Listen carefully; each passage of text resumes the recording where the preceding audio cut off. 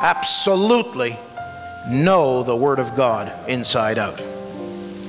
The Word of God can change a life, and the Word of God can change a village. Michael, come and tell us how that happened, and then we'll go right to communion.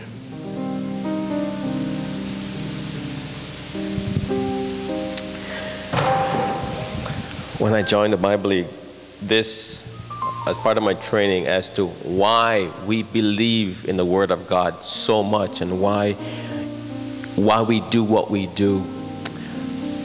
Dennis Mulder is a past president of the Bible League USA. When he was out in the mission field as an intern, when he was being trained, they were in Africa, and they took a trek into Cameroon, and they came upon a village. There was a group of them where they came in, and the village was the Hudson. It wasn't too nice a place, you might say, even with their standards. He looked, as the leader was preaching the word, he looked around because he was disturbed. He saw a little girl walking around with dysentery. Her lower extremities were raw, and nobody was taking care of the child. There was another little girl who was off to the side. She was sick to her stomach, and the worms and stuff that came out of the child, and nobody was taking care of the child. 1 in 12 children would die in their early years in that part of the world at that time. Nobody seemed to care. There was a man sitting in the shady area a little ways off, but you knew he was there because of the odor coming from his leg. He had gotten a wound, and they had packed it with dung, and it had gotten infected to the point where it was gangrenous. The man was going to be dead in just a few days. What he saw that day so disturbed him that he could not sleep that night. The next day they went on. They trekked for another 3 to 4 days.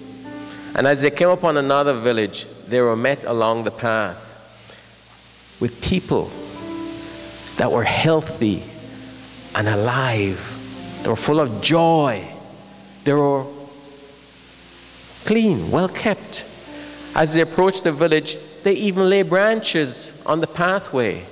And he was embarrassed because they were treating them as if they were Christ coming into the village.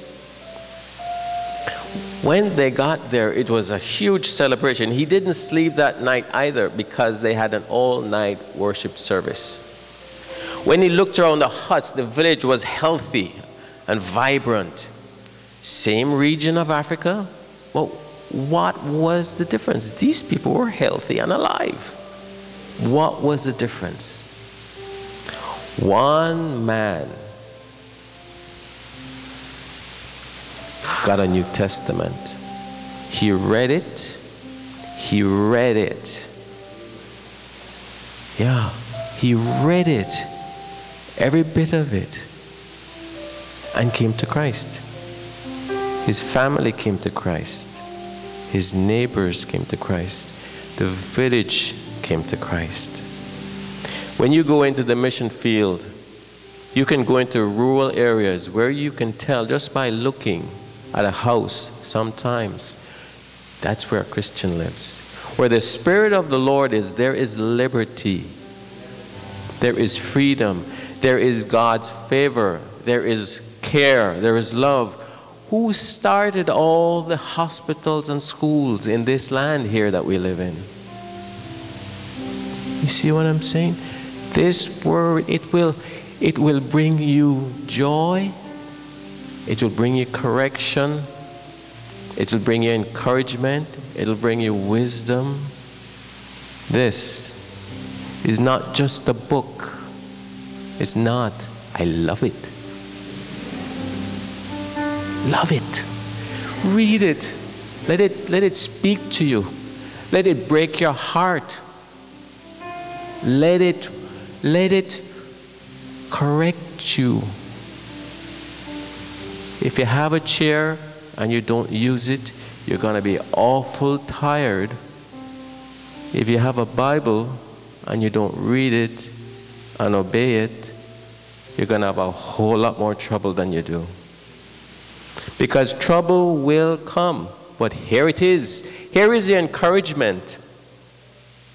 Be of good cheer. In this world you will have trouble. But be of good cheer, for I have overcome the world. That's in this book. Read it.